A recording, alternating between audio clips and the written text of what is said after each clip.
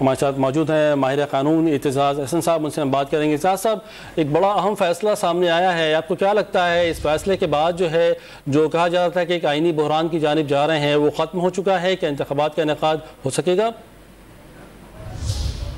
इंतखाबात का इनेकाद तो होना इसलिए लाजिम होगा कि अगर 90 दिन गुजर गए तो बाकी तो और वैसे अलहदा ये केयरटेकर का क्या बनेगा, ये किस तरह हुक्मरानी कर सकते हैं? ये तो उस वक्त तक कर सकते हैं जब तक शेड्यूल के मुताबिक और इनके दिन गिने जा चुके हैं।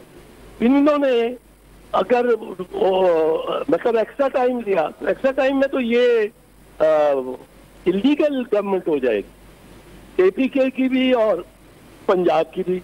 अब दो गवर्नमेंट जो 60% ऑफ योर पॉपुलेशन को, शायद ज्यादा जो पंजाब और वो रिप्रेजेंट करती हैं, वो बिल्कुल बीच में से फारिग हो जाए और केयर टेकर को आप 20 दिन और चला लें। फिर अगर 20 दिन चला सकते हैं तो 3 महीने और चला लें, 3 महीने चला सकते हैं तो साल और चला लें।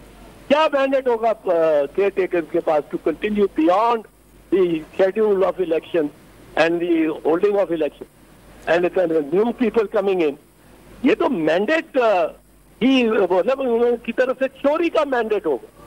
तो एक तो ये चीज है और इस पे मुझे, लेकिन जो फैसला और जिस तरह उसके बाद ये लॉ मिनिस्टर और अटॉर्नी जनरल ने जो प्रेस कॉन्फ्रेंस की है, जो उन्होंने इरादे अपने दिखाए, मुझे तो उस पर बड़ी तशवीश है कि अदालत में भी क्या ये इरादे और ये इस किस्म की सोच हो सकती है। मुझे बहुत तकलीफ है, मैं आपको इसमें अर्ज करना चाहता हूँ। और मैं समझता हूँ कि ये जो जश्न मना रहे हैं या जो ये नई इख्तराएं निकाल रहे हैं, ये सुप्रीम कोर्ट की या पाकिस्तान की कोई खिदमत नहीं कर रहे हैं। आपने किया क्या है? आपने जब कहा है कि ये 4-5 ये 3-4-2 नहीं है, ये फैसला 4-3 4 अगेंस्ट 3 गवर्नमेंट के हक में, ना कि ये 3 अगेंस्ट 2 गवर्नमेंट के खिलाफ। अब 2 जज जो बैठे ही उनको आपने बीच में शामिल कर लिया। किसने आपको इख्तियार दिया? ये जिन्होंने सुना ही नहीं बहस, सारी कल नहीं सुनी, आज भी परसों नहीं सुनी, अब उनको किससे शामिल कर सकते? बिल्कुल नहीं कर सकते। लेकिन जो बदकिस्मती है वो ये है कि मैं कर्ज करता हूं कि ये खैर और शर की बात नहीं है। यहाँ तो बस ये जज साहबान को इस पर गौर करना चाहिए। शबनम शकील का शेर है, ये खैर और शर की बात नहीं है, यहाँ तो बस टकराव हो गया है अना का अना के साथ। अब यहाँ अना और अना का टकराव हुआ है। चीफ जस्टिस साहब बैठे हुए हैं, एक बड़ा सेंसिटिव मैटर सुन रहे हैं। 2 जज बैठ के उनके रजिस्ट्रार को बुला के और इंक्वायरी शुरू कर रहे हैं कि जी केस फिक्सेशन किस तरह होती है, जो चीफ जस्टिस का बुनियादी काम है। और chief justice is more than just a जज, he has administrative functions also. और इन दीगर फाजिल जज साहबान में से भी इख्तिलाफी नोट करे, इन्होंने भी चीफ जस्टिस बनना है और वीरत के लोग हैं। लेकिन यहाँ अना और अना का मसला हो गया। अब जो चीफ जस्टिस ने करना है हमने उसके खिलाफ करना है। और इस तरह का मसला, ये मामला अब सुप्रीम कोर्ट में आपने जजों के माथों पे मोहर लगा दी कि जी ये एक ग्रुप ए के जज है, ये ग्रुप बी के जज है, ये वो है जो नवाज शरीफ के साथ है, ये है जो नवाज शरीफ के खिलाफ है। और ये किधर जाएगा? ये 1997 में डिवीजन हुई थी जजेस में। 7 जज एक जगह बैठे हुए थे और 6 जज, 7 तो अजूनिया साहब थे और 10 जज एक जगह बेंच बना के बैठे हुए थे। और एक ऑर्डर करता था स्टे ऑर्डर, दूसरा बेंच उसको वो अभी वो स्टेनो डिक्टेशन लेके जा रहा होता था, वो बुला के स्टेनो को स्टे ऑर्डर वेकेट कर देता था या ऑर्डर को खिलाफ कर देता था। अब उसका हमने नतीजा देखा।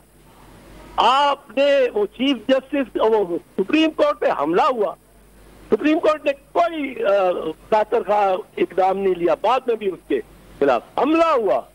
जजेस और चीफ जस्टिस अपनी कुर्सियां पीछे फेंक के भागे। और यहाँ ये अब फिर वहां हम पहुंच रहे हैं कि अभी making a spectacle of ourselves. और वो इसी बुनियाद पे हो रहा है कि 5 जजों को 7 किया जा रहा है। ये गिनती है अरिथमेटिक की, 7 को। और and one of the most brilliant जजेस मंसूर अली शाह साहब मेरे कॉलेज में गए हैं कैम्ब्रिज में, और उसमें थोड़ा सा मेरा हाथ दिखाया। I admire him for his lucidity. जो उन्होंने पहला अपना इख्तिलाफी नोट लिखा है बहुत बरहक है कि जी मैं इख्तिलाफ करता हूं, पर मेरा बैठना उस बेंच में जरूरी है, क्योंकि लॉ मुझे, मेरा ओथ मुझे, मेरा कॉन्स्टिट्यूशन ये कहता है कि बेंच में बैठो जो चीफ जस्टिस बनाएंगे। और वहां इख्तिलाफी नोट दो, और उन्होंने इख्तिलाफी ओपिनियन दिया। उस खिलाफी ओपिनियन से मैं जरा बहुत एजिटेटेड। मैं आपको सच कहूं, मैं 55 साल हो गए इस शोबे में, वकालत में, और इन जज और जुडिशरी के लिए हमने जेलें काटी। ये लॉयर्स मूवमेंट सिर्फ एक 1980 की लॉयर्स मूवमेंट, जब ज़ियाउल हक ने आर्टिकल 212A इंट्रोड्यूस किया था और सारे हाईकोर्ट की ज्यूरिसडिक्शन रिट की खत्म कर दी थी, हम निकले थे वकला। मुझे यहाँ लाहौर में 19 जून को गिरफ्तार किया गया, और वकला 80 वकला गिरफ्तार हुए। हमने मार्शल लॉ लगा था, हमने जुलूस निकाला माल रोड पे, हिस्टोरिक इवेंट था। हम गिरफ्तार हो गए जो आगे थे, और खाना सिविल लाइन में हमें बंद किया गया है, टाइट रूम। अब ये हमने किस लिए किया?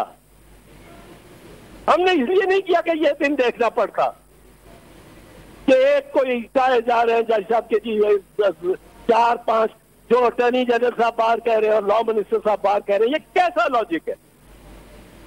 बिल्कुल आइन और कानून की बालादस्ती होनी चाहिए, यही कहना है एतजाज हसन साहब का। भी कहना है कि फरीकैन ने मामले को अना का मसला बना रखा है, जिसके बायस ये आइनी बहरान सामने नजर आ रहा है, जो कि नहीं होना चाहिए।